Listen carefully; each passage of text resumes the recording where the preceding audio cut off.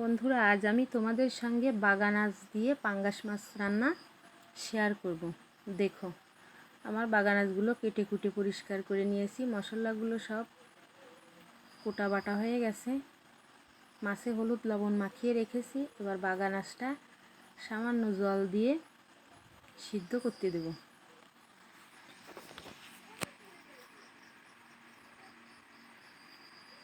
বাগান আঁশটা সিদ্ধ করতে দিয়ে আমি এধারে মশলাগুলো বেটে নিচ্ছি। জিরা, পেঁয়াজ, রসুন, সামান্য পরিমাণ আদা, মশলাগুলো আমার বাটা হয়ে গেছে।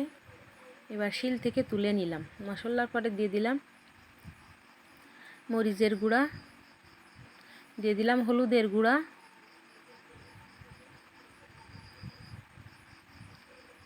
দিয়ে দিলাম স্বাদ মতো লবণ। আমার বাগান আঁশটাও সিদ্ধ হয়ে গেছে। এবার আমি মাছটা কড়াইতে দিয়ে ভালো করে ভেজে নিলাম। মাছটা কড়া করে ভেজে নিছি। এবার বাগান আঁশটা হালকা করে একটু ভেজে নেব।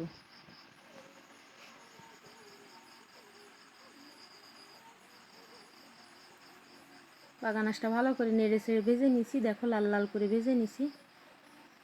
এবার আর একটা কড়াই দিয়ে দিছি চুলার পরে, তেল দিয়ে দিছি। তেলটা গরম হয়ে গেছে। এবার দিয়ে দিলাম মশলাটাও ভালো করে নেড়ে ছেড়ে ভেজে নিলাম।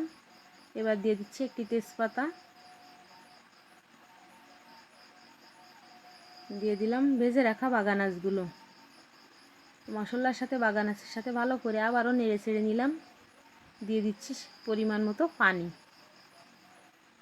পানিটা দিয়ে আবারও নেড়ে ছেড়ে নিচ্ছি।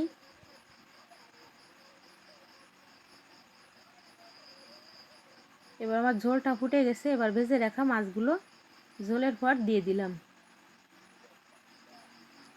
দেখো, আমার রান্নাটা প্রায় শেষ। আজকে আমার বাগান আঁশ দিয়ে পাঙ্গাস মাছ রান্নাটা কেমন লাগলো বন্ধুরা? ভালো লাগলে একটি লাইক, কমেন্ট, এটা শেয়ার করে দিও। দেখো, পাঙ্গাস মাছের কালারটাও কত সুন্দর এসেছে, কচুগুলো কত সুন্দর গলে গেছে। এরপর দিয়ে দিচ্ছি আমি ভেজে রাখা একটু জিরের গুঁড়িটা দিলে খাবারটা অনেক সুস্বাদু হয়, খেতেও অনেক ভালো লাগে। তোমাদের কার কেমন লাগে? আমার অনেক ভালো লাগে। আজ এই পর্যন্ত, ধন্যবাদ।